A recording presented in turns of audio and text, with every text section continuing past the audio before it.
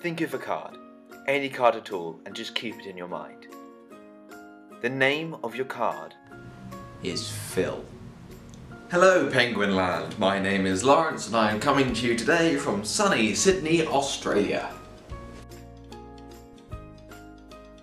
I first saw this trick when I was on holiday in the United States last year with a mate of mine, and I took a trip to Hollywood Costume, and there I met a man called Newell who runs the magic counter there.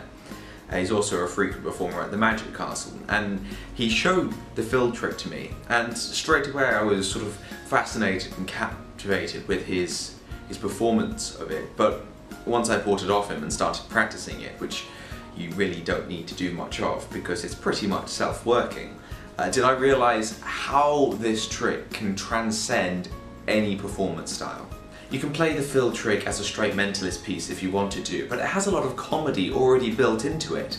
You can do it out on the street, it doesn't require a table or anything like that. It works well on a parlour stage, and with a big enough deck you could even do it on a full-size stage. When Newell performed this trick to me for the first time, I was travelling with a friend of mine who had never seen magic before, never seen David Blaine specials or Kid's Birthday Party Magician. I know he was very deprived of entertainment as a child.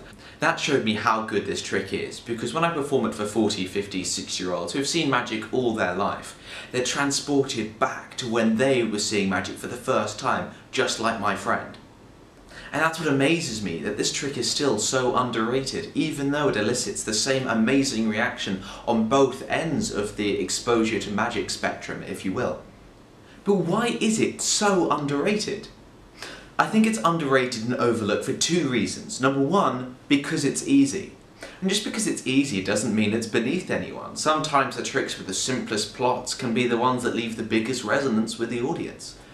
And two, because the deck has giant letters on the back of every card, which would make doing other things a little bit difficult.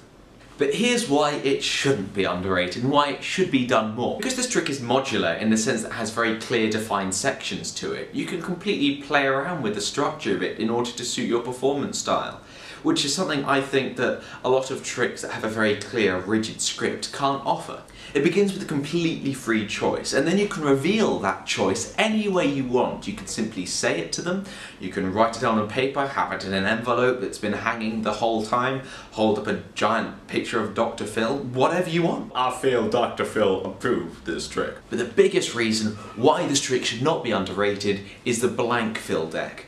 The blank Phil deck is a Phil deck, but you can write whatever you want with a Sharpie marker on the back. It could be names, if you know a particularly local name, like here in Australia, Lockie is the most common boy's name around people my age.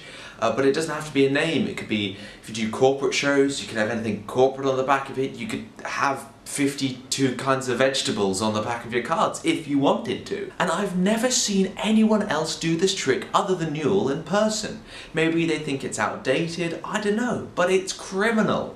So there is my rant on why I think Phil is the most underrated, overlooked thing, and I don't understand why it should be. To take a note, off the Penguin website, only one deck is used, instantly resets, no force of any kind, no sleight of hand. If you have really gappy hands like me, that's a massive plus, and any card can be named. So yeah, I'm going to go and do this trick now in Sydney because it's fun, and I'm going to leave a cheeky prediction somewhere that people might notice it. Thanks very much for watching.